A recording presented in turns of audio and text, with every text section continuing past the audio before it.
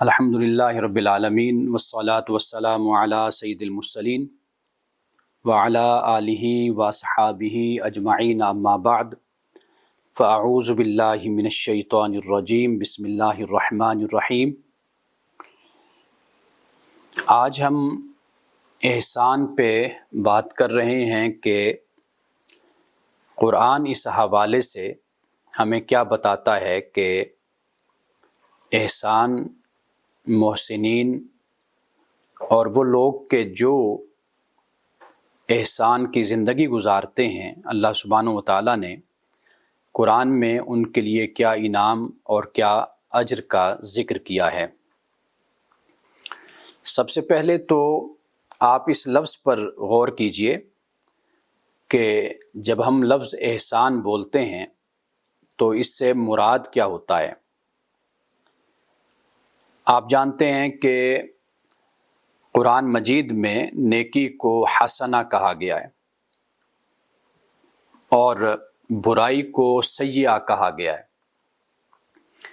حسن یا حسنہ اس سے مراد ہوتا ہے کہ جسے انسان پسند کرتا ہے، یعنی فطری طور پر اور عقلی بنیادوں پر جسے پسند کرتا ہے اور جسے اچھا سمجھتا ہے اس کو حسنہ کہا جاتا ہے۔ کہ جیسے کہ ہم دیکھتے ہیں کہ ہمارے سامنے کوئی خوبصورت منظر ہو، حسین منظر، تو اس سے ہمیں خوشی ہوتی ہے، اور اگر ایسا منظر ہو کہ جو خوبصورت نہ ہو، بدصورت ہو، تو اس سے ہمیں کوئی بھی طبیعت کے اندر ایک خوشی کا احساس نہیں ہوتا، بلکہ یا تو دکھ ہوتا ہے یا ہمیں نفرت ہوتی ہے۔ تو حسنہ میں در حقیقت یہ بات موجود ہے۔ آپ دیکھیے کہ اللہ سبحانہ و تعالیٰ نے نیکی کو، اچھے کام کو، اچھے سلوک کو اللہ نے حسنہ فرمایا، اور رسول اللہ صلی اللہ علیہ وسلم نے اسی کو احسان فرمایا، کہ جو حدیث ہم آخر میں جا کر پڑھیں گے کہ جس میں رسول اللہ صلی اللہ علیہ وسلم سے پوچھا گیا کہ مل احسان، کہ احسان کیا ہے۔ لیکن میں یہاں پہ ایک بات ذکر کرتا چلوں کہ کل میں نے سیدنا عثمان غنی رضی اللہ تعالیٰ عنہ کے حوالے سے ایک مسئلہ بیان کیا تھا۔ آج اس حوالے سے بھی چند باتیں میں بیان کروں گا، تاکہ اگر کسی کے ذہن میں کوئی اشکال ہے اور کوئی سوال ہے تو وہ مسئلہ حل ہو جائے۔ تو وہ میں آخر میں حضرت عثمان غنی رضی اللہ تعالی عنہ کی جو فقہ ہے کہ آپ کا قرآن سے اور سنت سے جو استدلال ہے اور جو طریقہ ہے، اور کس طریقے سے آپ نے حج کے موقع پر جب آپ مکۃ المکرمہ یعنی آپ وہاں گئے تو آپ نے وہاں پر غالباً مینا پہ،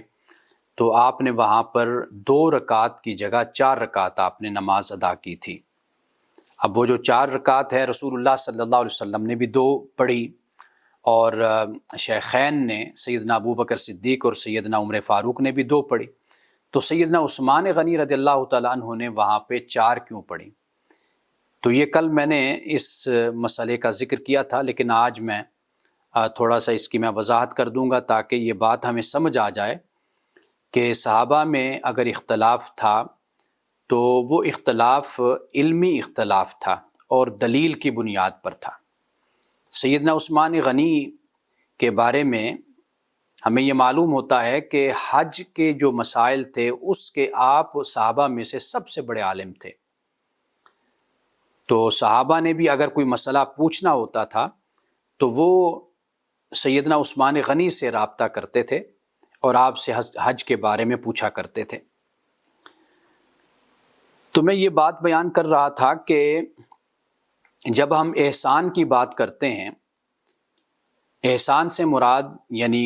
حسن نیت ہے، اور انسان کوئی عمل کرتا ہے تو اس کا ظاہر اور باطن اس کا خوبصورت ہونا چاہیے۔ احسان آپ یوں کہہ لیجئے کہ ایک وسیع اصطلاح اس طرح بن جاتی ہے کہ اس میں تقویٰ بھی ہے، اس میں اخلاص بھی ہے، یعنی اس میں عبادات کے حوالے سے بھی ہمیں تعلیم اور رہنمائی ملتی ہے، اور معاملات کے حوالے سے بھی ہمیں رہنمائی ملتی ہے۔ اب دیکھیے قرآن پاک میں والدین سے متعلق جہاں پر بھی بیان ہوا وہاں پر احسانہ کا لفظ آیا ہے، وبالوالدین احسانہ، کہ والدین کے ساتھ حسن سلوک سے پیش آؤ۔ تو احسان سے مراد ہرگز یہ نہیں سمجھنا چاہیے کہ کوئی فرض کے علاوہ کوئی چیز ہے تو وہ احسان ہے، بلکہ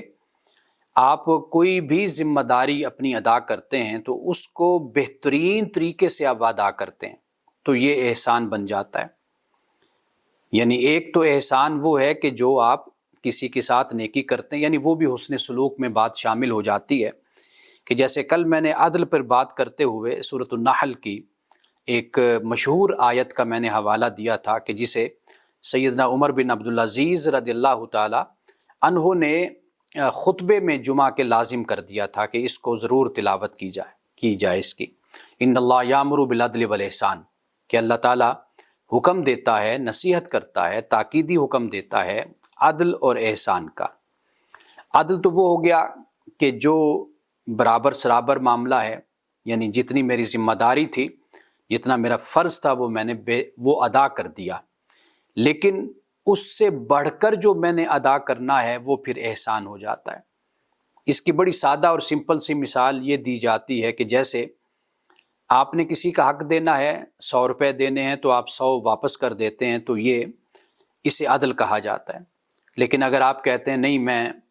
مزید اپنی خوشی سے اور اپنی رضامندی سے اور اپنے دل سے میں چاہتا ہوں کہ میں آپ کی کچھ خدمت کروں، تو آپ خدمت زیادہ کر دیتے ہیں، تو یہ جو خدمت کا زیادہ کرنا ہے اس کو پھر احسان کہا جاتا ہے۔ اور عدل کو اگر کم کر دیا جائے، یہ جو کم کرنا ہے یہ پھر ظلم میں اس کو شمار کیا جاتا ہے۔ تو لہٰذا یعنی احسان کا جب ہم یہ لفظ استعمال کرتے ہیں، اس کو حسن سلوک آپ کہہ لیجئے، آپ اچھا رویہ کہہ لیجئے، اچھی نیت کہہ لیجئے، یہ احسان اور یہ حسنہ ہے۔ اب قرآن پاک کو جب ہم پڑھتے ہیں تو اللہ سبحانہ و تعالیٰ نے جہاں پر میاں بیوی کا معاملہ ہے وہاں پر بھی اللہ تعالیٰ نے اسی احسان کا ذکر کیا ہے، ہمسایوں کا معاملہ ہے تو وہاں پر بھی اللہ تعالیٰ نے احسان کا ذکر کیا ہے، والدین کا معاملہ ہے وہاں پر بھی احسان کا ذکر ہوا ہے، اور خاص طور پر والدہ کے لیے بھی احادیث رسول صلی اللہ علیہ وسلم میں احسان کا ذکر ہوا، اچھے سلوک، اچھے رویے اور والدین کی خدمت، خاص طور پہ ماں کی خدمت، تو اس حوالے سے احسان کا لفظ ہمیں نظر آتا ہے۔ ہمسائے کے حوالے سے رسول اللہ صلی اللہ علیہ وسلم کی بڑی تاکید ہے کہ بھئی ہمسائے کے ساتھ حسن سلوک سے پیش آؤ، اس کے ساتھ اچھا رویہ رکھو۔ تو گویا کہ احسان کو آپ کسی ایک جگہ پر آپ اس کو محدود نہیں کر سکتے۔ حدیث رسول صلی اللہ علیہ وسلم نے جو بات بیان کی گئی وہ بھی بالکل بعینی ہی یہی بات ہے کہ آپ کوئی بھی عمل کرتے ہیں تو اگر اس میں آپ کی حسن نیت نہیں ہے اور رب کی رضا آپ کے پیش نظر نہیں ہے تو واضح بات ہے کہ وہ آپ کی عبادت کیسے قابل قبول ہوگی، کیسے مقبول ہوگی۔ تو اللہ سبحانہ و تعالی کی رضا، اس کی خوشنودی، اس کی محبت اور اس کی ذات پیش نظر رہنی چاہیے۔ آپ کوئی بھی عمل کریں تو وہ تب ہی قبول ہوتا ہے کہ جب آپ یہ ذہن میں بٹھا کر اور اپنے دل میں بٹھا کر آپ یہ کام کرتے ہیں۔ تو وہ ایک حدیث ہے، وہ میں بعد میں جا کر آپ کو اس کے بارے میں بتاؤں گا کہ اس حدیث میں کیا رسول اللہ صلی اللہ علیہ وسلم نے بیان فرمایا۔ تو لہٰذا اس بات کو پیش نظر رکھا جانا چاہیے۔ اور جب قرآن ہم پڑھتے ہیں تو قرآن میں انبیاء علیہ السلام کا خاص طور پر ہمیں ذکر ملتا ہے کہ اللہ سبحانہ و تعالیٰ نے فرمایا کہ کذالک نجزی المحسنین، کہ اس طرح ہم جزا دیتے ہیں احسان کرنے والوں کو۔ انبیاء علیہ السلام معاشرے کے بہترین انسان ہوتے تھے، اخلاق میں، کردار میں، سیرت میں، صورت میں، ہر لحاظ سے ایک ایسے تھے کہ لوگ ان کی طرف متوجہ ہوتے تھے۔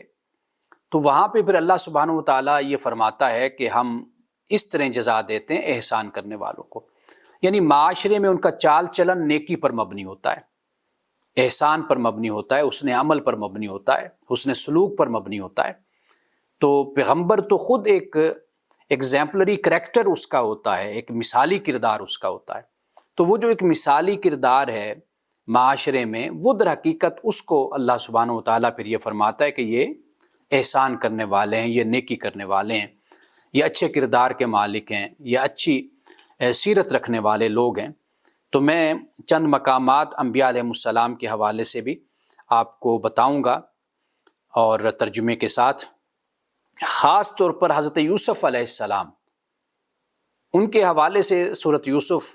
میں تقریباً کوئی 4 مقامات ایسے ہیں کہ جہاں پہ حضرت یوسف علیہ السلام کے حوالے سے یہ بیان کیا گیا کہ بھئی آپ اس طرح اللہ تعالیٰ احسان کرنے والوں کو، نیکی کرنے والوں کو جزا دیتا ہے۔ سورۃ یوسف کے آغاز سے ہی یہ لفظ مختلف مقامات پر اللہ سبحانہ و تعالیٰ اس کو بیان فرماتا ہے۔ اور پھر اس کے علاوہ حضرت ابراہیم ہیں، حضرت نوح ہیں، حضرت یونس ہیں، دیگر انبیاء ہیں، ان کے لیے بھی قرآن پاک نے یہی لفظ استعمال کیا ہے۔ تو لہٰذا وہ جو ہمارے ہاں ایک اس کو ایک علیحدہ کوئی ٹرمینالوجی بنا لیا گیا اور کوئی اس کا ایک علیحدہ تصور ہمارے ہاں پیش کر دیا جاتا ہے، تو وہ ایسا کچھ نہیں ہے۔ اصل میں یہ جب قرآن پاک احسان، ایمان، اسلام اور احسان کی بات کرتا ہے،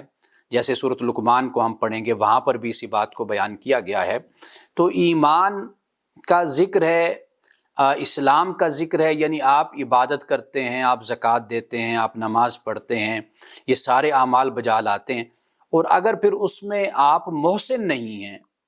یعنی آپ کے پیش نظر یہ بات نہیں ہے کہ بھئی میں یہ اللہ کے لیے کر رہا ہوں، بلکہ یہ پیش نظر ہے کہ بھئی میں دنیا کے لیے کر رہا ہوں یا دکھاوے کے لیے انسان کرتا ہے، تو پھر کہاں پر اس کو اجر اور ثواب ملتا ہے؟ تو اللہ تعالیٰ اس لیے پھر فرماتا ہے کہ ہم جزا دیتے ہیں احسان کرنے والوں کو، یا ہم احسان کرنے والوں سے محبت کرتے ہیں۔ تو یہ اس لیے قرآن پاک میں اس بات کو بیان کیا گیا کیونکہ یہ بنیاد ہے، یہ جڑ ہے احسان۔ آپ اس کو اخلاص کہہ لیجئے، آپ اس کو تقویٰ کہہ لیجئے، آپ اس کو تزکیہ نفس کہہ لیجئے، یہ باطن کی صفائی، اس کو پیوریفیکیشن آپ انر سیلف کہہ لیجئے، یہ جو کچھ بھی ہے، یہ جب تک انسان کو، ایک مسلمان کو حاصل نہیں ہوتا تو پھر کیسے وہ اس کی عبادات قابل قبول ہوں گی، اس کی نیکیاں قابل قبول ہوں گی، اس کی خدمات قابل قبول ہوں گی، جب خدا اس کے پیش نظر ہی نہیں ہے۔ اسلام کا تو بنیادی مقدمہ ہی یہی ہے، دین اسلام کا بنیادی مقدمہ یہی ہے کہ وہ کائنات، انسان اور خدا، یہ ٹرائکا ہے، آپ کسی کو بھی ان تینوں میں سے کسی کو نکال نہیں سکتے، تو پھر اسلام نہیں رہے گا۔ یعنی خدا کا تعلق کائنات کے ساتھ بھی ہے اور خدا کا تعلق انسان کے ساتھ بھی ہے، یہ بنیادی مقدمہ ہے، اور یہ وہی بات ہے کہ جو اللہ سبحانہ و تعالیٰ نے احسان میں اس کو بیان کیا۔ اللہ سبحانہ و تعالیٰ کا اپنا اللہ کا جو اسم ہے، اسماء الحسنہ میں سے ایک اسم قرآن پاک نے بیان کیا کہ اللہ تعالیٰ محسن بھی ہے۔ اور دیکھیے اللہ پاک فرماتا ہے کہ وَأَحْسِنُوا إِنَّ اللَّهَ يُحِبُّ الْمُحْسِنِينَ، اللہ پاک فرماتا ہے کہ اچھے کام کرو، نیکی کرو، کیوں؟ اس لیے کہ بے شک اللہ تعالیٰ احسان کرنے والوں سے محبت کرتا ہے۔ اور یہ بھی فرمایا ایک مقام پر، یہ سورۃ المائدہ کی آیت نمبر 93 ہے، کہ جہاں فرمایا ثُمَّ اتَّقَوْا وَآمَنُوا ثُمَّ اتَّقَوْا وَأَحْسَنُوا وَاللَّهُ يُحِبُّ الْمُحْسِنِينَ، کہ فرمایا کہ آیت میں پوری تلاوت کرتا ہوں، لَيْسَ عَلَى الَّذِينَ آمَنُوا وَعَمِلُوا الصَّالِحَاتِ، فرمایا کہ وہ لوگ کہ جو ایمان لائے اور اچھے کام کیے، تو جناحٌ، تو ان پر کوئی بھی اس کا گناہ نہیں ہے کہ فیما طعموا، جو وہ کھا چکے، یعنی جیسے پہلے اللہ سبحانہ و تعالیٰ نے ذکر کر دیا سورۃ المائدہ میں، جیسے حرام کا ذکر کیا کہ کیا کیا چیزیں اللہ پاک نے حرام فرمائی ہیں، تو فرمایا کہ جو پہلے کھا چکے، جو پہلے ان سے ہو گیا، تو لہٰذا اس کا کوئی گناہ ان پر نہیں ہے۔ لیکن اذا متقوا وآمنوا وعملوا الصالحات، کہ جب وہ ڈرے اور ایمان لائے، وآمنوا وعملوا الصالحات، اور اچھے کام کیے، اور پھر فرمائے ثم اتقوا وآمنوا ثم اتقوا وآمنوا ثم اتقوا واحسنوا، فرمایا کہ پھر وہ ڈرے اور ایمان لائے، فرمایا کہ پھر وہ ڈرے اور اچھے کام کیے۔ یہاں تقویٰ کا مطلب میں ڈر کر رہا ہوں، اور کل بھی کوئی صاحب پوچھ رہے تھے کہ جی اللہ سے ڈرنا ہوتا ہے کہ محبت کرنی ہوتی ہے، تو میں نے انہیں کہا کہ بھائی ڈر بھی وہیں ہوتا ہے جہاں محبت ہوتی ہے کہ میرا محبوب مجھ سے ناراض نہ ہو جائے، تو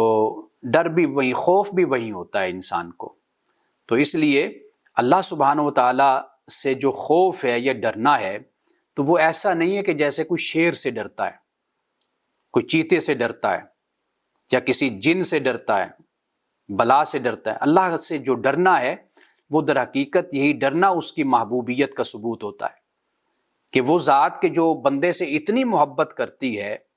اور جس نے بندے کو انعام سے نوازا، اللہ نے انسان کو نعمتیں دی، صحت دی، زندگی دی، اور یہ سارا جسے ہم کہتے ہیں کہ یہ محفل کائنات اور مجلس کائنات خدا نے انسان کے لیے سجائی ہیں، تو جب ایسی ذات کے جو رحیم و کریم ہے، جو محبت کرنے والی، جو رحمان و رحیم ہے، پہلے سے ہی قرآن پاک میں اپنا تعارف اللہ پاک بسم اللہ الرحمن الرحیم اور پھر سورۃ الفاتحہ میں پھر الرحمن الرحیم کو بیان کیا۔ جو اتنی رحمان الرحیم ہے تو ڈر تو لگتا ہے مومن کو کہ بھئی وہ مجھ سے کہیں ناراض نہ ہو جائے، تو یہ بھی ایک محبوبیت کا، ایک محبت کا، ایک دوستی کا تعلق ہوتا ہے کہ جیسے انسان اپنی ماں سے محبت کرتا ہے تو اسے ڈر ہوتا ہے میری ماں مجھ سے ناراض نہ ہو، باپ سے محبت کرتا ہے تو باپ کا ڈر ہوتا ہے کہ بھئی میرا باپ مجھ سے ناراض نہ ہو، اور اسی طریقے سے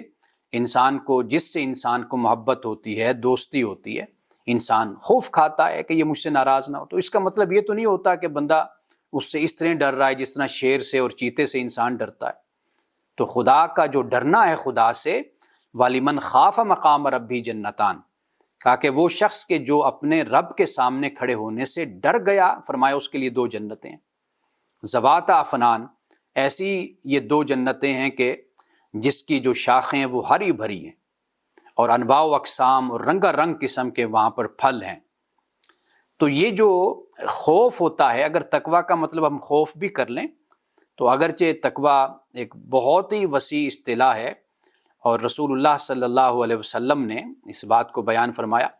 آپ نے فرمایا کہ کوئی شخص بھی تقویٰ کو نہیں پہنچ سکتا، یعنی وہ متقین میں سے نہیں ہو سکتا کوئی بندہ بھی، لا یبلغ العبد حتی ان یکون من المتقین، اس وقت تک متقین میں سے نہیں ہو سکتا۔ کب تک؟ کہ جب تک وہ ان باتوں سے تو بچتا ہی ہے کہ جن میں نقصان ہے، خطرہ ہے، ان باتوں سے بھی اس کو بچنا چاہیے کہ جو اس خطرے تک اس کو لے کر جانے والی ہوتی ہیں۔ یعنی مثال کے طور پر اگر کہیں پر کوئی فسق و فجور کا کام ہو رہا ہے، کوئی ایسی پارٹی ہے، کوئی ایسی گیدرنگ ہے، کوئی ایسی مجلس ہے، اب وہ کہتا ہے کہ جی کوئی مسئلہ نہیں ہے کہ میں وہاں پر اگر چلا جاؤں گا تو میں نہیں گناہ کروں گا، یہ تقویٰ کے خلاف ہے۔ تقویٰ یہ ہے کہ آپ اس میں جانے سے ہی اپنے آپ کو بچائیں، گویا کہ جانے کا جو رجحان ہے یہ بھی اس بات کا ثبوت بنتا ہے کہ آپ کے دل میں کچھ نہ کچھ اس کام کی دلچسپی اور اس کام کی طرف توجہ آپ کی ہے، تو آپ وہاں پر گئے ہیں، اور جب آپ چلے گئے تو واضح بات ہے کہ پھر اس کے بعد آلودہ ہونا گناہ میں یہ پھر ممکن ہو جاتا ہے، آسان ہو جاتا ہے۔ جیسے بادشاہ کی تقویٰ کے حوالے سے بتایا جاتا ہے کہ بھئی جیسے بادشاہ کی چراگاہ ہوتی تھی، اب جو بکری اس چراگاہ کے آس پاس چرتی تھی تو وہ کبھی اس چراگاہ کے اندر بھی داخل ہو جاتی تھی۔ چراگاہ یعنی بادشاہوں کی پہلی اپنی چراگاہیں ہوتی تھیں جہاں سے ان کے اپنے اونٹ، گھوڑے، ان کے اپنے مویشی چرا کرتے تھے، اور صرف وہ ان کی چراگاہ ہوتی تھی۔ تو اگر اس چراگاہ کے آس پاس کسی غریب کے جو جانور ہیں وہ اگر اس میں چلے جاتے تھے تو پھر سزا دی جاتی تھی۔ جیسے اب بھی بدقسمتی سے ہمارے ہاں دیہاتوں میں یہ ایسے واقعات ہمیں سننے کو ملتے ہیں کہ غریب کی بکریاں، مویشی جو ہیں وہ چودھری صاحب کے کھیت میں چلی گئیں، تو انہوں نے کچھ چر لیا تو اس کو پھر سزا کے طور پر انہوں نے بڑی سخت سزائیں، یعنی خبروں میں آپ دیکھیے یہ باتیں دیکھنے کو ملتی رہتی ہیں۔ تو یہ جو طریقہ ہے، تو تقویٰ کیا ہے؟ وہ یہ ہے کہ آپ وہ جو چراگاہ ہے یعنی جو گناہ ہے اس کے آس پاس بھی نہ منڈلائیں، اس کے اسباب اور عوامل کے قریب بھی آپ نہ جائیں، تو یہ در حقیقت اس کو تقویٰ کہا جاتا ہے۔ اب یہاں پر جب اللہ پاک یہ فرماتا ہے کہ ثم اتقوا وآمنوا، پھر وہ انہوں نے تقویٰ اختیار کیا اور ایمان لائے، ثم اتقوا واحسنوا، پھر انہوں نے تقوی اختیار کیا اور وہ احسان کیا، احسنو یعنی نیک کام کیے، اچھے کام کیے۔ فرمایا واللہ یحب المحسنین، اللہ تعالیٰ احسان کرنے والوں سے محبت کرتا ہے۔ اب یہ جو بار بار تقوی اور ایمان کا ذکر ہو رہا ہے اور پھر آخر میں احسان کی بات اللہ پاک نے فرمائی، وہ اس لیے کہ یہ وہی حالت ہے کہ ایک مومن اسی حالت سے گزرتا رہتا ہے، یعنی اپنے ایمان کو بھی تازہ کرتا ہے اور تقوی کو بھی تازہ کرتا ہے۔ تقوی یعنی اللہ تعالیٰ کی موجودگی کا احساس، خدا آگہی جس کو میں کہتا ہوں، وہ اپنے اندر تازہ کرتا ہے۔ تو یہاں پر آپ دیکھیے کہ اللہ سبحانہ و تعالیٰ نے احسان کرنے والے جو فرمایا، اس میں ایک دفعہ تو احسن آیا، باقی ایمان کا ذکر ہے، عمل صالح کا ذکر ہے، تقوی کا ذکر ہے، اور پھر اس کے بعد فرمایا کہ اللہ تعالیٰ محبت کرتا ہے احسان کرنے والوں سے۔ اب یہاں پر دیکھیے کہ ایک طلاق کا مسئلہ ہے، اور اس طلاق کے مسئلے میں پہلے تو اللہ سبحانہ و تعالیٰ نے یہ فرمایا کہ الطلاق مرتان، کہ طلاق 2 مرتبہ ہے۔ پھر کیا ہے؟ فَإِمْسَاكٌ بِمَعْرُوف، یا تو اچھے طریقے سے رکھ لینا ہے، یعنی روک لینا ہے بیگم کو، بیوی کو، اور او تسریح بِإِحْسَان، یا احسان کے ساتھ چھوڑ دینا ہے۔ اب یہاں پر بھی احسان کا لفظ ہے، تو گویا کہ میاں بیوی کے تعلق میں بھی احسان ہے۔ اور اسی طریقے سے آیت نمبر ہے 236، اس میں اللہ سبحانہ و تعالیٰ نے یہ فرمایا کہ مثال کے طور پر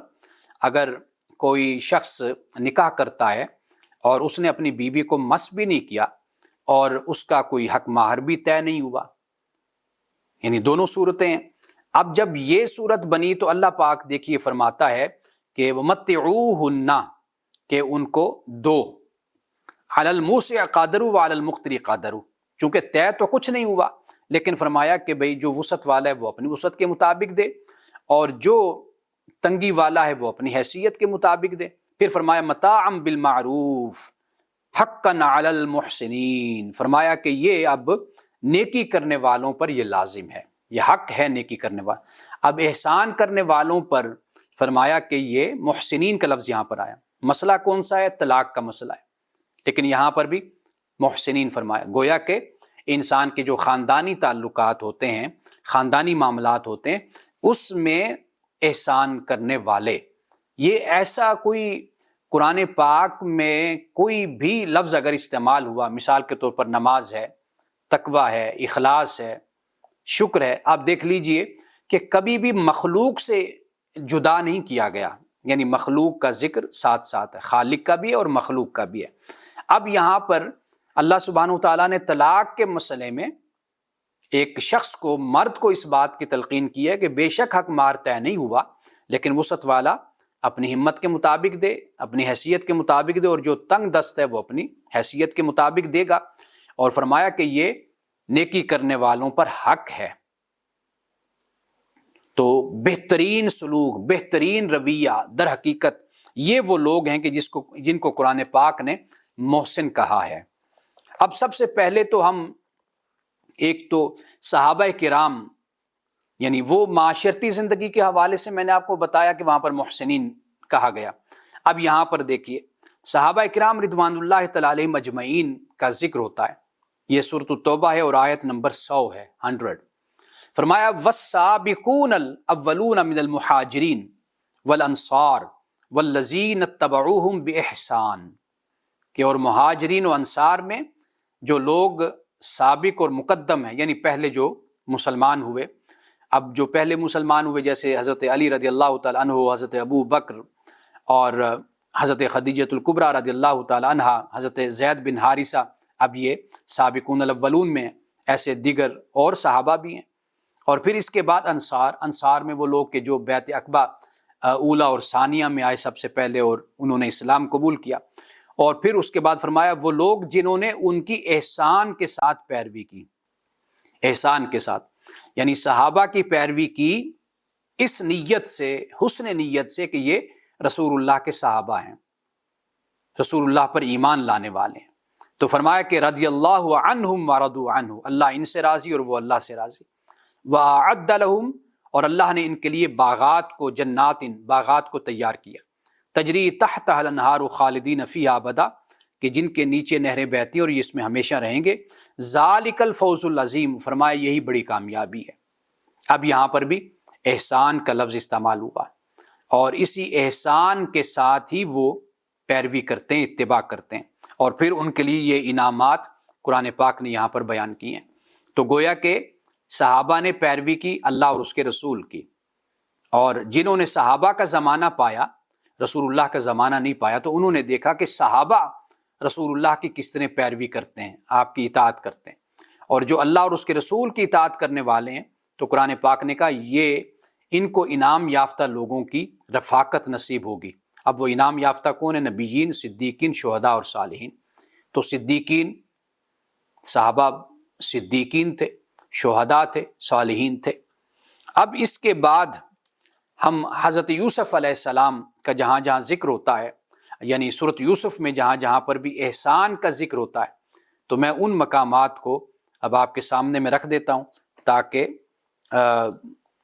یہ بات بھی ہمارے سامنے آ جائے کہ حضرت یوسف علیہ السلام کو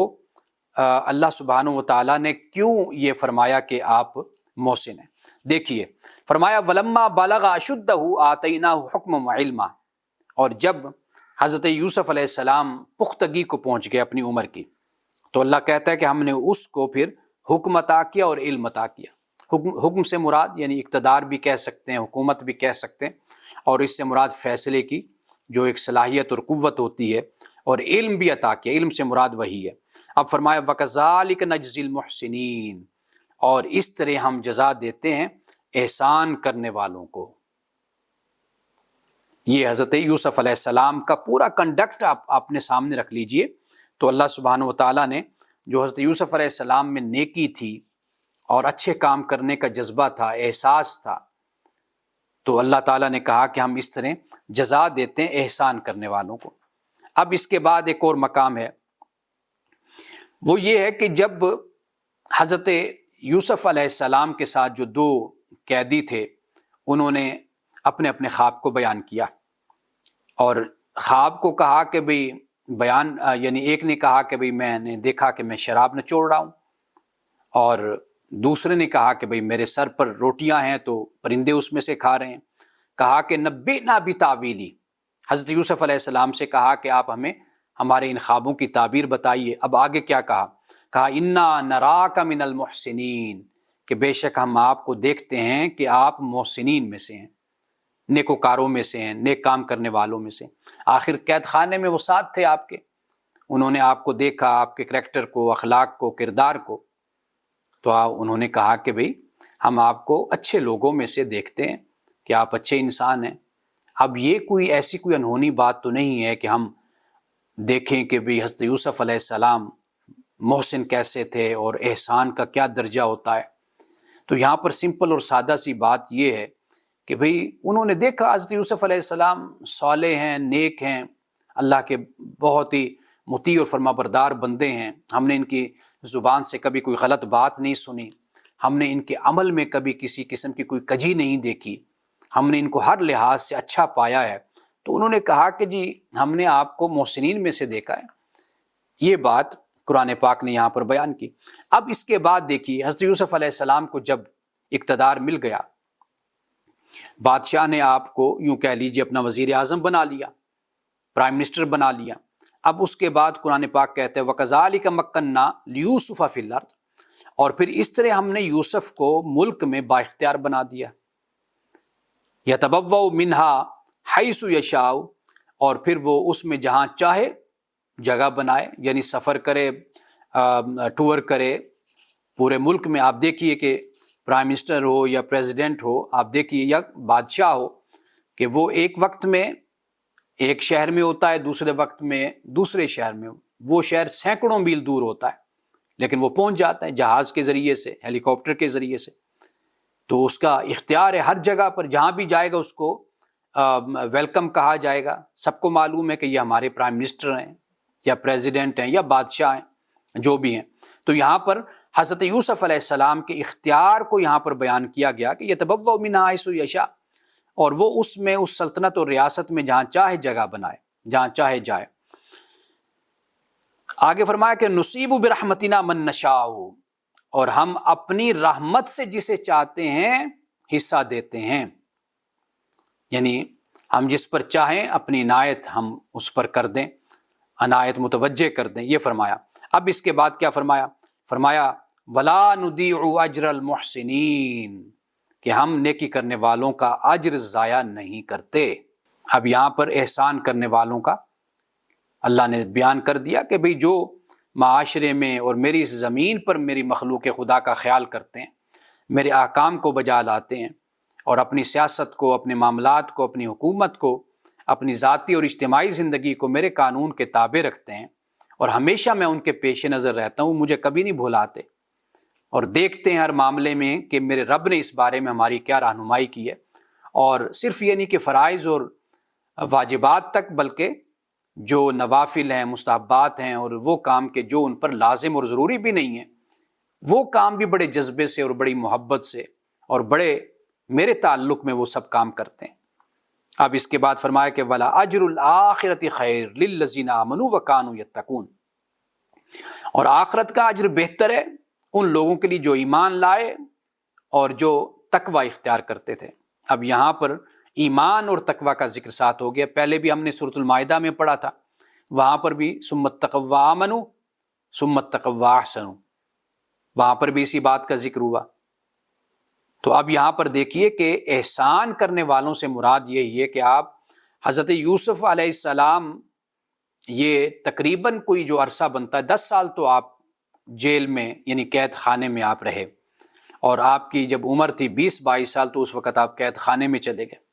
اور 30 سال کے بعد آپ کو یہ اقتدار مل رہا ہے۔ ممکن ہے آپ کی عمر 30-35 کے درمیان ہو، تو آپ دیکھیے کہ وہ پورا کردار، پورا ماضی مد نظر رکھ لیجئے کہ اس میں کوئی کسی قسم کا کوئی بھی ایسا سکینڈل نہیں ہے، کوئی ایسا مسئلہ نہیں ہے۔ مصر کی خواتین نے آپ کو اپنی طرف رجھانے کی کوشش کی اور آپ کو پھسلانے کی کوشش کی، عزیز مصر کی بیوی نے کوشش کی، یہ کردار ہے، ذاتی کردار یہ ہے۔ یعنی اس سے معلوم یہ ہوتا ہے کہ یہ نہیں ڈیپینڈ کرتا کہ ماحول کیسا ہے، ماحول کبھی بھی آئیڈیل نہیں ہوا کرتا، انسان آئیڈیل خود کو بناتا ہے۔ ماحول کو دیکھ کر وہ اپنے آپ کو کچھ نہیں کرتا، بلکہ وہ یہ دیکھتا ہے کہ مجھے اچھا انسان کیسے بننا ہے، میں ایک بہترین انسان کیسے بن سکتا ہوں۔ اس کو اس سے غرض نہیں ہوتی کہ ماحول کیسا ہے۔ ماحول تو کبھی بھی کسی کے لیے بھی کبھی بھی آئیڈیل نہیں رہا، خاص طور پر اللہ کے جو نیک بندے ہیں، انبیاء علیہ السلام ہیں، کب ان کے لیے آئیڈیل تھا؟ تو آئیڈیل ہو تو ہمارا خیال ہوتا ہے کہ آئیڈیل ہوگا تو پھر ہی ہم کچھ کر کے دکھائیں گے۔ بہت سے لوگ اچھے وقت کا انتظار کرتے رہتے ہیں کہ بھئی وہ اچھا وقت آئے گا تو پھر انشاءاللہ ہم کچھ کریں گے، اور وہ اچھا وقت کبھی زندگی میں نہیں آتا، اس لیے کہ انسان یا تو ماضی کو آئیڈیلائز کرتا ہے یا مستقبل کو کرتا ہے، حال تو اس کا ویسے بھی بے حال ہوتا ہے، بدحال ہوتا ہے۔ تو وہ جس وقت میں جی رہا ہوتا ہے اس وقت میں اس کا اطمینان نہیں ہوتا، کیونکہ وہ پریکٹیکل ہوتا ہے نا معاملہ، تو پریکٹیکلی جو صورت ہوتی ہے وہ کبھی بھی انسان اس کو آئیڈیلائز نہیں کر سکتا۔ آئیڈیلائز یہ ہوتا ہے کہ جی آنے والے وقت کو انسان سوچتا ہے۔ تو لہٰذا انبیاء علیہ السلام، حضرت یوسف علیہ السلام کو آپ دیکھ لیجئے کہ آپ کو جو بھی ماحول ملا اس میں آپ نے اپنے کریکٹر، اپنے کردار کو پیش کیا۔ یہ ہے بات،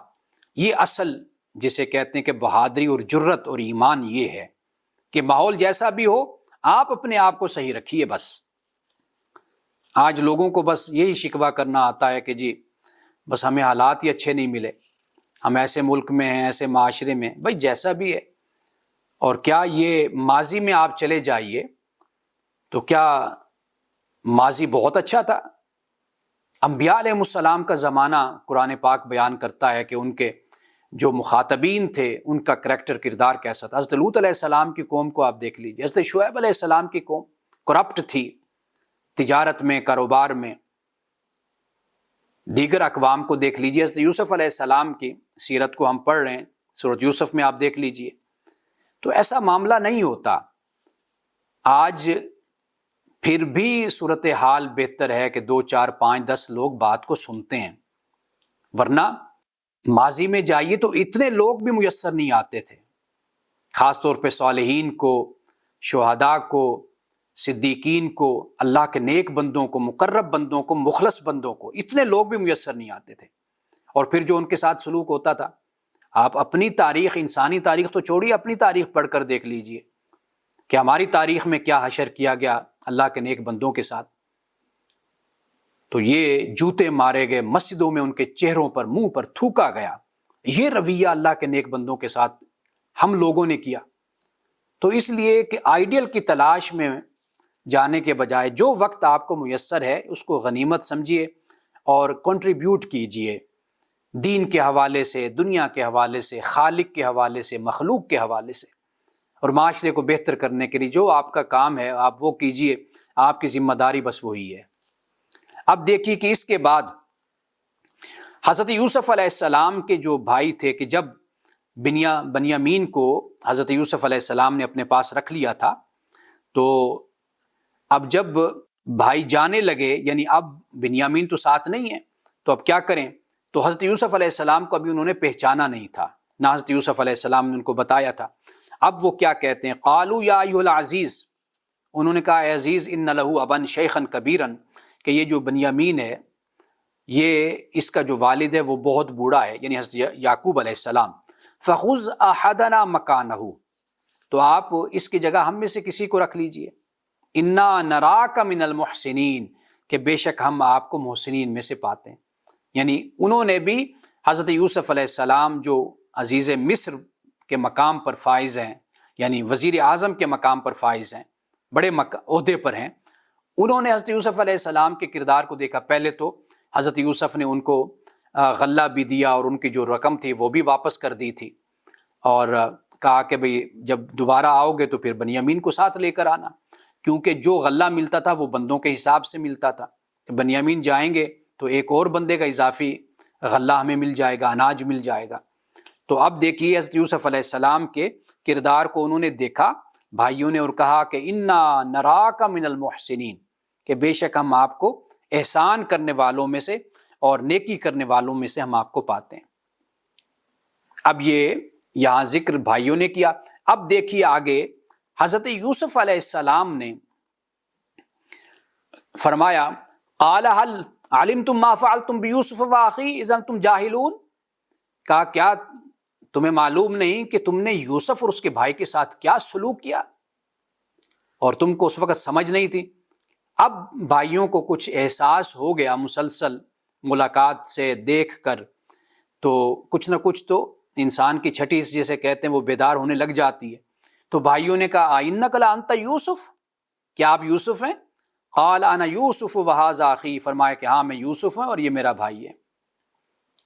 قد من اللہ علینا، اللہ نے ہم پر احسان کیا۔ اب یہ نہیں کہا کہ مجھ پر احسان کیا، حالانکہ یہ موقع تھا جتواتے اپنے بھائیوں کو اور کہتے دیکھو بھائی تم نے میرے ساتھ کیا سلوک کیا، اور دیکھو خدا نے مجھے کہاں پہنچا دیا۔ اور یا نعوذ باللہ کہ بھئی جیسے ایک عام رویہ ہوتا ہے کہ یہ جی میری محنت کا نتیجہ ہے، میری صلاحیت ہے، میرا علم ہے، تو کیا فرمایا؟ قد من اللہ علینا، اللہ نے ہم پر احسان کیا۔ انہ من یتقی ویصبر، بے شک جو تقوی اختیار کرتا ہے اور صبر کرتا ہے، فإن اللہ لا یضیع اجر المحسنین، تو بے شک اللہ تعالیٰ محسنین کے اجر کو ضائع نہیں کرتا۔ یہ ہے کردار احسان کرنے والوں کا، کہ اللہ کو جو نہیں بھلاتے، اللہ کو ہمیشہ یاد رکھتے ہیں۔ تو یہ جو خوبی ہوتی ہے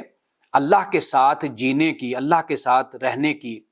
اللہ کے ساتھ ہی خلوت و جلوت میں ہونا، یہ در حقیقت ہے کہ جو احسان کرنے والا قرآن جن کو کہتا ہے، جو تقوی اختیار کرتا ہے اور جو صبر کرتا ہے، فرمایا کہ وہ کیا ہے؟ وہ احسان کرنے والوں کے اجر کو اللہ ضائع نہیں کرتا۔ تو جو احسان کرنے والے ہیں، محسن ہیں، جن کو قرآن کہتا ہے، در حقیقت واضح بات ہے کہ انہی کا پھر کردار اعلیٰ کردار ہوتا ہے، انہی کا اعلیٰ اخلاق ہوتا ہے، جو رب کے ساتھ جیتے ہیں، رب کے ساتھ ان کا وقت گزرتا ہے، جو اچھے کام میں صرف اور صرف اپنے رب کو پیش نظر رکھتے ہیں، یہ نہیں دیکھتے کہ معاشرہ کیا دیتا ہے، وہ یہ دیکھتے ہیں کہ اس سے میرا رب خوش ہوتا ہے۔ تو پھر جب یہ مقام انسان حاصل کرتا ہے،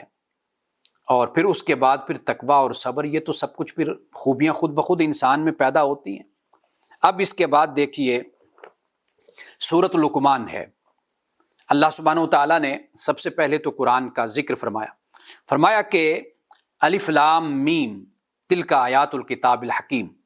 یہ کتاب حکیم کی آیات ہیں۔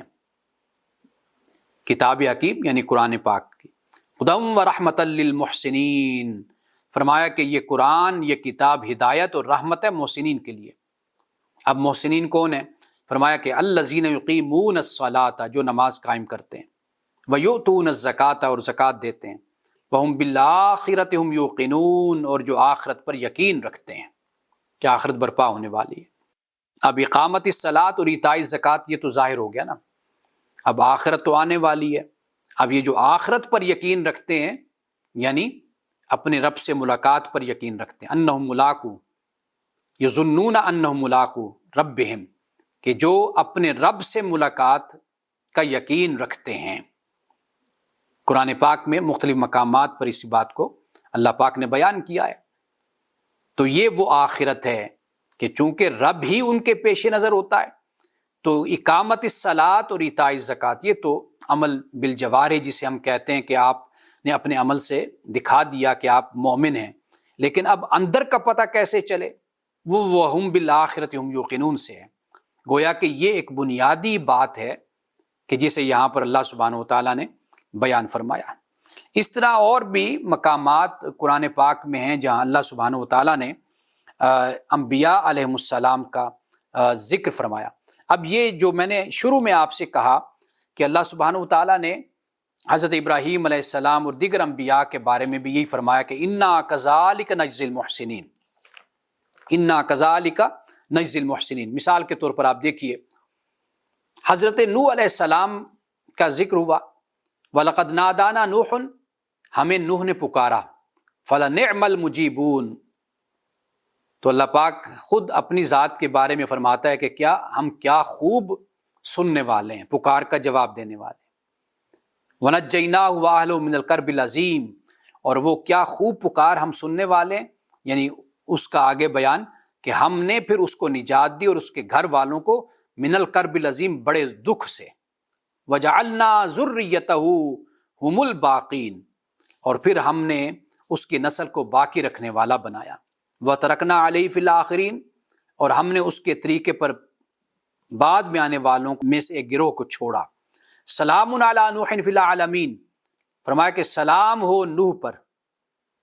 تمام دنیا والوں میں،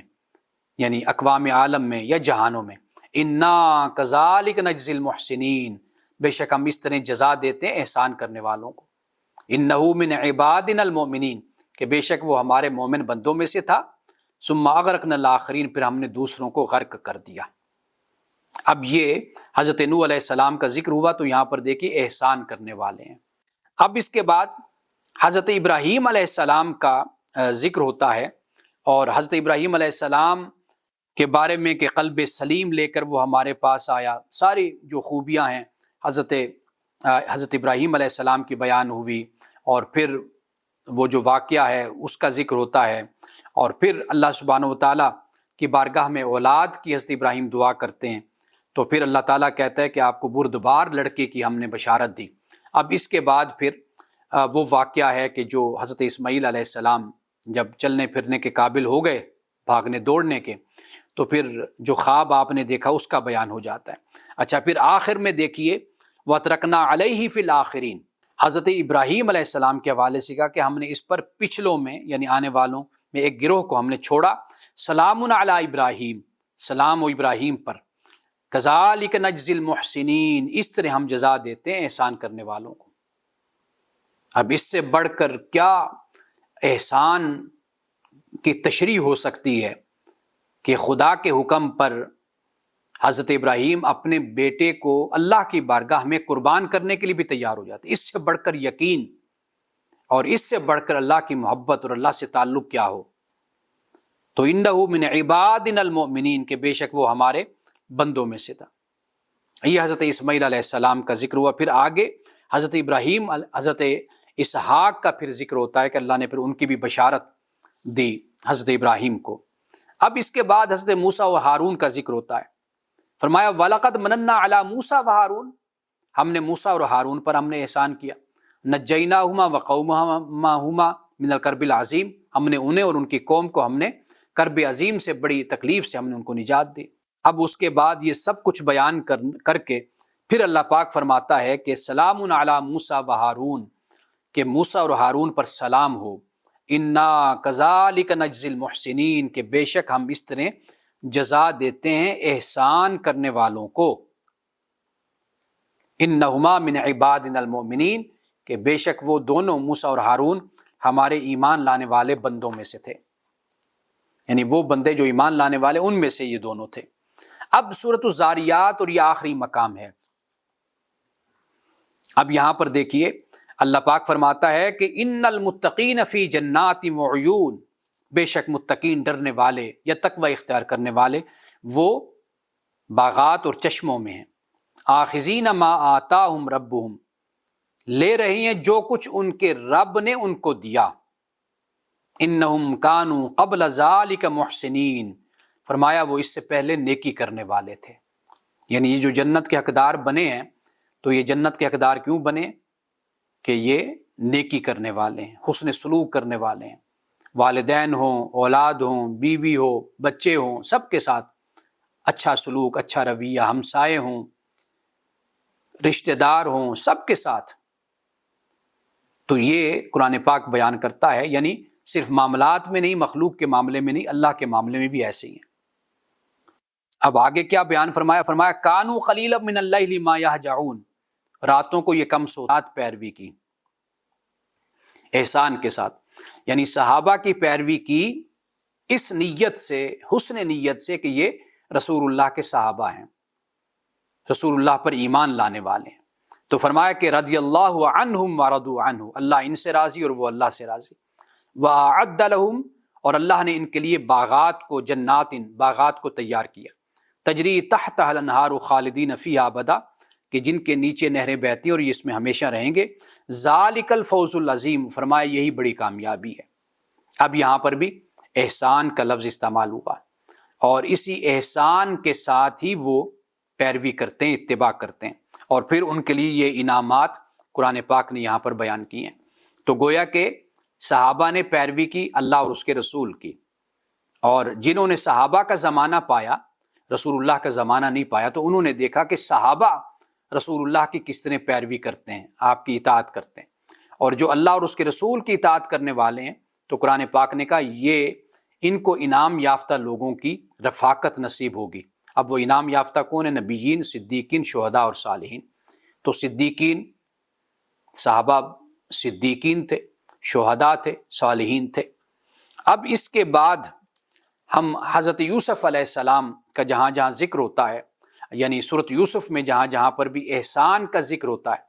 تو میں ان مقامات کو اب آپ کے سامنے میں رکھ دیتا ہوں تاکہ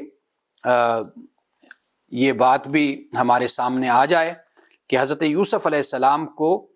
اللہ سبحانہ و تعالیٰ نے کیوں یہ فرمایا کہ آپ محسن ہیں۔ دیکھیے فرمایا ولما بلغ اشدہ آتیناہ حکما وعلما، اور جب حضرت یوسف علیہ السلام پختگی کو پہنچ گئے اپنی عمر کی، تو اللہ کہتا ہے کہ ہم نے اس کو پھر حکم عطا کیا اور علم عطا کیا۔ حکم سے مراد یعنی اقتدار بھی کہہ سکتے ہیں، حکومت بھی کہہ سکتے ہیں، اور اس سے مراد فیصلے کی جو ایک صلاحیت اور قوت ہوتی ہے، اور علم بھی عطا کیا، علم سے مراد وہی ہے۔ اب فرمایا وَكَذَلِكَ نَجْزِي الْمُحْسِنِينَ، ایک مسلمان، ایک مومن جو معاشرے میں اپنا بھرپور کردار ادا کرتا ہوا نظر آتا ہے،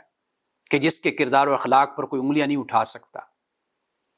اس کے زہد پر، اس کی عبادت پر، اس کے اخلاص پر، تقوی پر کوئی سوال نہیں اٹھا سکتا، اللہ کو خوش کرنے والا ہے، نیکی میں بڑھ چڑھ کر حصہ لینے والا ہے،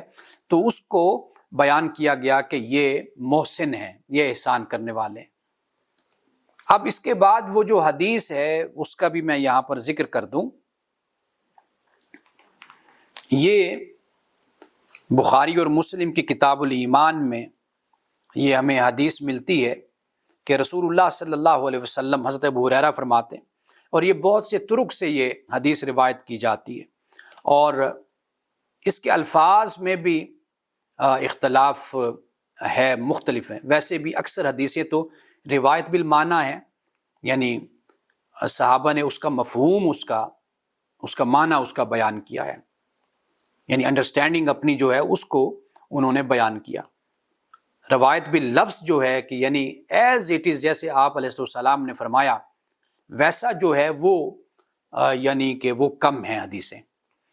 اب یہاں پر حضرت ابو ہریرہ رضی اللہ تعالیٰ عنہ روایت کرتے ہیں کہ رسول اللہ صلی اللہ علیہ وسلم نے فرمایا سلونی فہابوہ ان یسألوہ، آپ نے فرمایا تم لوگ مجھ سے دین کی باتیں پوچھو، لیکن لوگوں کے اندر آپ کے ادب اور تعظیم کی وجہ سے اس درجہ ہیبت بیٹھ گئی تھی کہ عام طور پر پوچھتے نہیں تھے، یعنی خواہش ہوتی تھی کہ باہر سے کوئی پوچھنے والا آئے اور وہ پوچھے تاکہ وہ بھی آپ کے ارشادات سے مستفیض ہو سکیں۔ اب ایسے ہی ہوا، ایک آدمی آیا، فجاء رجل فجلس عند رکبتیہ، کہ وہ رسول اللہ صلی اللہ علیہ وسلم کے قریب آ کر بیٹھ گیا اور پوچھنے لگا، یا رسول اللہ صلی اللہ علیہ وسلم مل اسلام، اسلام کیا ہے؟ تو آپ نے فرمایا کہ لا تشرک باللہ شیئا، اللہ کے ساتھ کسی کو شریک نہ ٹھہراؤ، وتقیم الصلاۃ، نماز قائم کرو، وتؤتی الزکوٰۃ، زکوٰۃ ادا کرو، وتصوم رمضان، رمضان کے روزے رکھو۔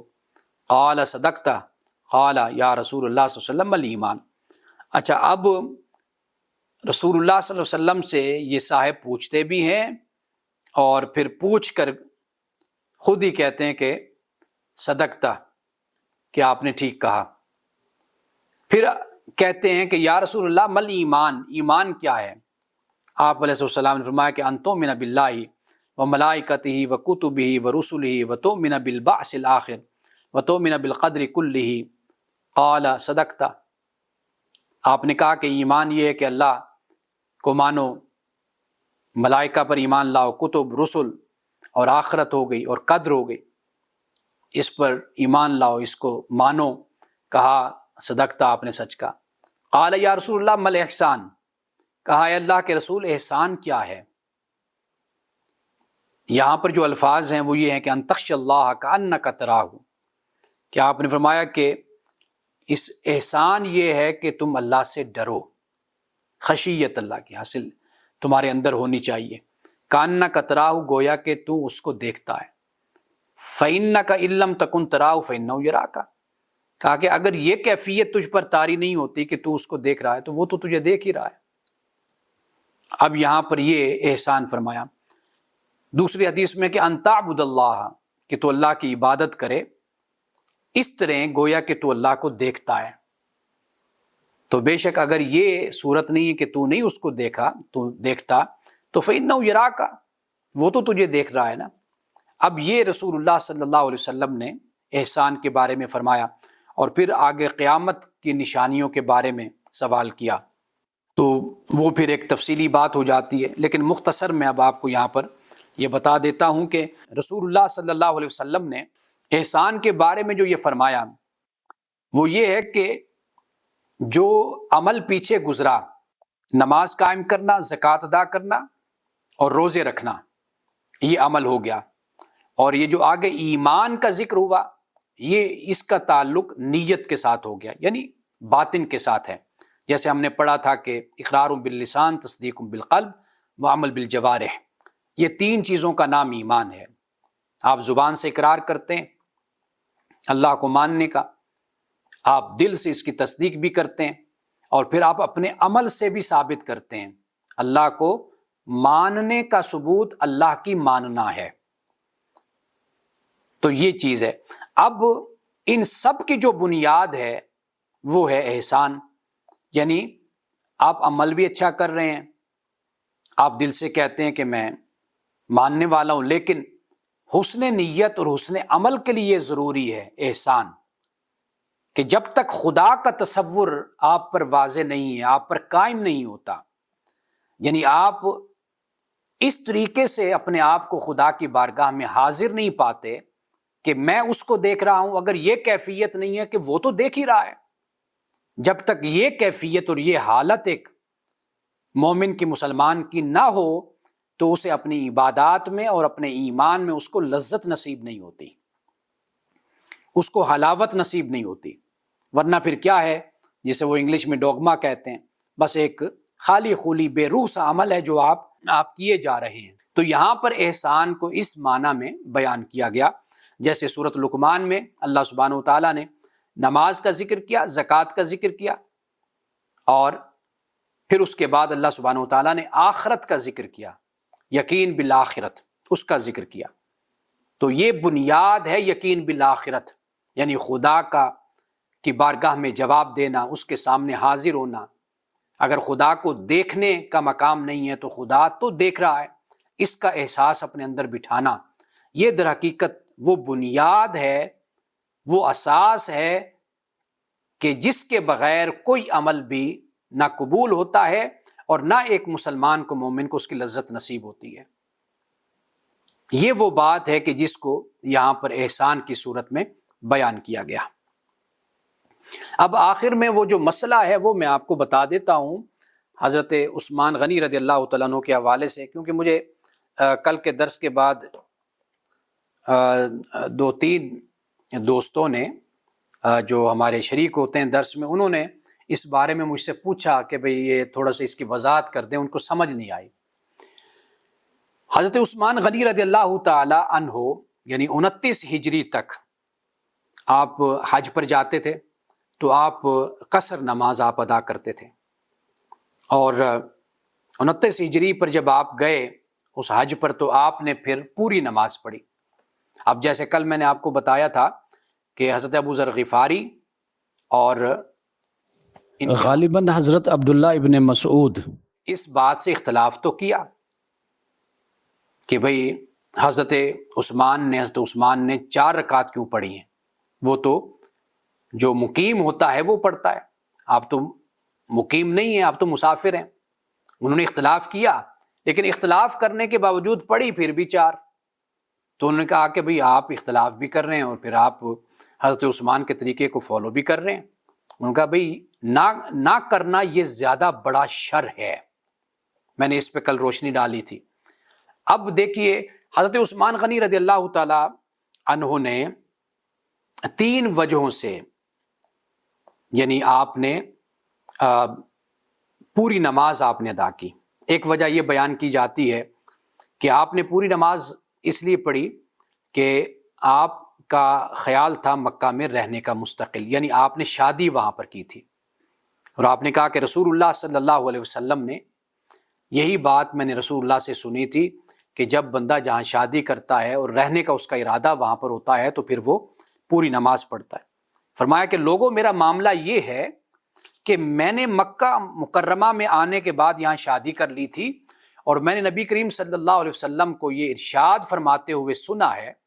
کہ جو شخص جس شہر میں شادی کر لیتا ہے اسے اس شہر میں مقیم لوگوں کے مطابق نماز ادا کرنا ہوگی۔ ایک تو بات یہ ہو گئی شادی اور نکاح کے حوالے سے۔ دوسری بات یہ بیان کی جاتی ہے کہ آپ نے اس لیے 4 رکعت پڑھی تھی کہ حج کے موقع پر کئی اعرابی اور بدو لوگ آئے تھے اور وہ پہلی دفعہ آئے۔ اب اگر حضرت عثمان غنی رضی اللہ تعالیٰ عنہ 4 کی جگہ 2 پڑھتے تو ان کو غلط فہمی ہو سکتی تھی کہ بھئی نماز شاید ظہر کی 4 کی جگہ 2 ہیں، عصر کی 4 کی جگہ 2 ہیں، یا اس طرح عشاء 4 کی جگہ 2 ہیں۔ تو اس غلط فہمی سے بچنے کے لیے کہ کہیں ایسا نہ ہو کہ یہ جو لوگ اعرابی بدو آئے ہیں دیہاتی، یہ گمراہ نہ ہو جائیں، یہ نہ ہو کہ یہ واپس جائیں تو یہ ساری نمازیں پھر 2 پڑھتے رہیں، تو آپ نے پھر وہاں پر حج کے موقع پر آپ نے 4 پڑھی تاکہ ان لوگوں کو یہ معلوم ہو جائے کہ نماز فرض جو ہے وہ 4 رکعتیں ہیں۔ یہ دوسری وجہ بیان کی جاتی ہے۔ تیسری وجہ بڑی اہم ہے،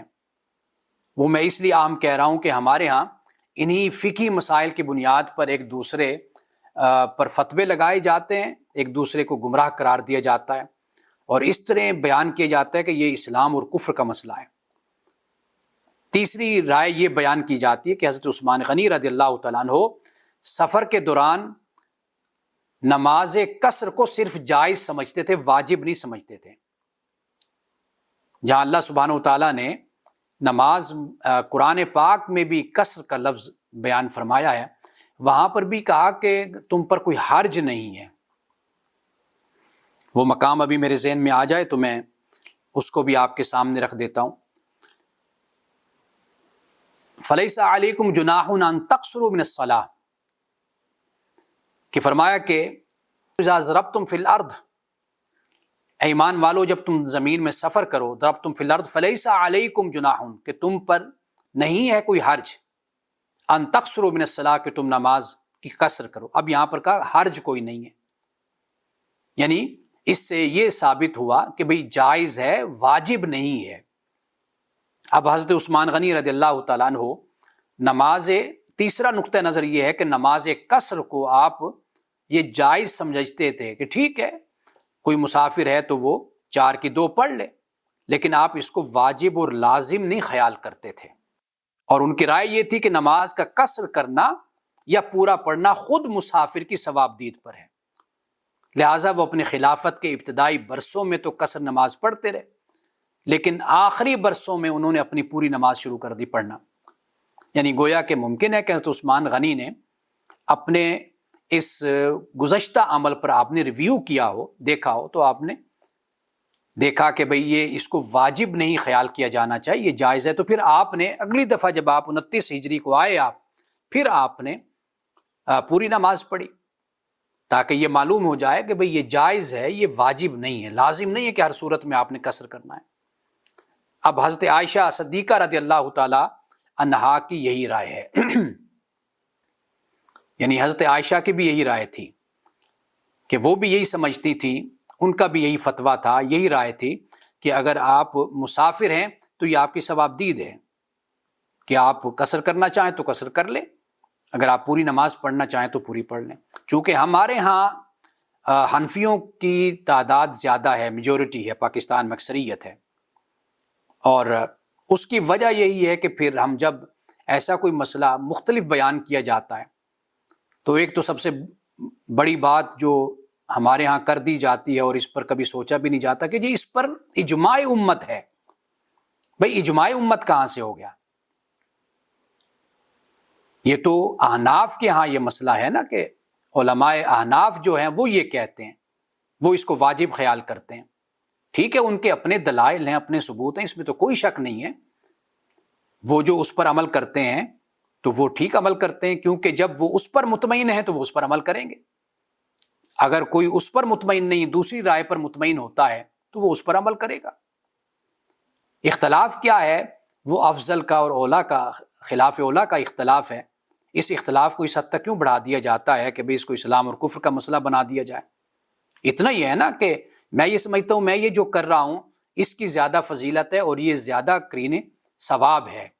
یہ درست کے قریب ہے، یہ بات صحت کے قریب ہے، تو میں اس کو اختیار کرتا ہوں. اگر آپ کی تحقیق یا کسی مسئلے میں آپ کا جو اعتماد ہے یا آپ کو اطمینان ہے وہ دوسری رائے پر ہے، آپ سمجھتے ہیں کہ وہ رائے بہتر ہے اور وہ زیادہ ثواب کے، یعنی سواد کے ساتھ میں کہہ رہا ہوں، یعنی صحت کے قریب ہے. وہ جو سا کے ساتھ ہوتا ہے وہ تو ہم اجر کہتے ہیں نا اس کو، یہ سواد کے ساتھ ہے، یعنی جو درست اور صحیح رائے ہے آپ اس پر عمل کر لیتے ہیں. ہمارے ہاں چونکہ احناف کی اکثریت ہے تو لہٰذا ہمارے ہاں یہی خیال کیا گیا کہ بھئی اگر کوئی قصر نماز نہیں پڑھے گا تو گویا کہ اس نے نعوذ باللہ کوئی اسلام کا ایک رکن جو ہے وہ اس نے چھوڑ دیا. لیکن اس کے مقابل بھی آپ دیکھیے کہ حضرت عثمان غنی رضی اللہ تعالیٰ عنہ کی یہ رائے تھی اور آپ نے اس رائے کو اختیار کیا. علماء نے جب اس پر تحقیق کی کہ سیدنا عثمان غنی نے یہ رائے کیوں اختیار کی تو اس کی 3 وجہیں پھر ان کے سامنے آئیں. ایک وجہ یہ کہ آپ کا سسرال ہو گیا وہاں پر، آپ کا قیام ہو گیا وہاں پر، ایک یہ وجہ ہو گئی. دوسری وجہ یہ ہو گئی کہ بھئی اگر آپ نے ایسے 4 رکعتیں پڑھی تھیں، چونکہ وہاں پر اس سال بڑے بدو آئے یا عرابی آئے، دیہاتی لوگ آئے، تو آپ نے سوچا کہ بھئی کہیں یہ غلط تاثر لے کر نہ چلے جائیں، تو آپ نے پھر 4 پڑھی. تیسری بات یہ کہ آپ نے اس لیے پڑھی کہ آپ نے کہا کہ یہ قصر تو جائز ہے، واجب نہیں ہے، مسافر کی ثوابدید پر ہے. اگر وہ سمجھتا ہے سفر اس کا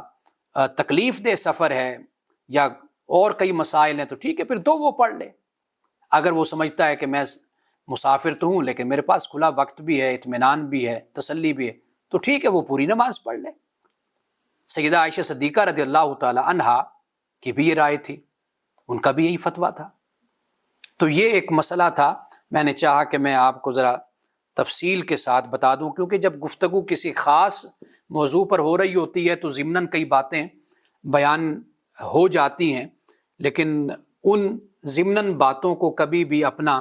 مستقل موضوع انسان اس وقت نہیں بنا سکتا. تو اس سے پھر ابہام یا اشکال پیدا ہوتے ہیں ذہنوں میں. تو اللہ سبحانہ و تعالی ہمیں دین کا فہم اور دین کی سمجھ عطا فرمائے. بارک اللہ لنا ولکم فی القرآن العظیم ونفعنا وإیاکم بالآیات والذکر الحکیم. صدق اللہ العظیم.